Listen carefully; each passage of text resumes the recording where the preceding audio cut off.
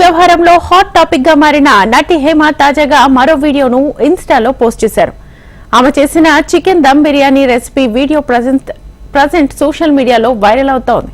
ఆ వీడియోను నెటిజన్లు ట్రోల్ చేస్తున్నారు. ఇంకా ఎందుకు కవరింగ్ అంటూ కామెంట్స్ చేస్తున్నారు నెటిజన్స్.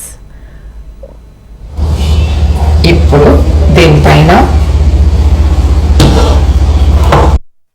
అదే ఉప్పు, కారం, ధనియాల పొడి అన్నిని తర్వాత ఇందాక చూపించాను కదా మీకు ఆనియన్స్ కూడా వేసాను.